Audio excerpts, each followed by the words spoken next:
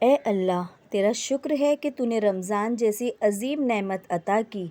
بس تو سارے روزے، سحر، افطار، نمازیں، تلاوتیں، تراویح، صدقات، خیرات، زکوٰۃ، کلمات، تسبیحات، دن بھر بھوکے پیاسے رہ کر عبادتیں کرنا، کھجور سے روزہ کھولنے والی سنت، اولاد کی کفالت کرنا، لوگوں کا اذان کی آواز پر مسجدوں کی طرف دوڑنا، عورتوں کا شدید گرمی میں گھر والوں کے لیے کھانا بنانا، معصوم بچوں کے روزے اور بڑوں کا ان کی حوصلہ افزائی کرنا، بوڑھوں، مریضوں اور مجبور لوگوں کے روزہ چھوڑنے کا غم، افسوس اور ان کا پریشان ہونا بھی قبول فرما اور ہمارے مرحوم رشتہ داروں کی مغفرت فرما۔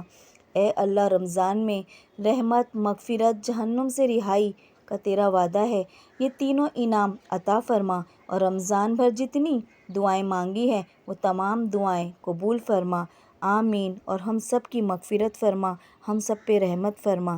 آمین ثم آمین۔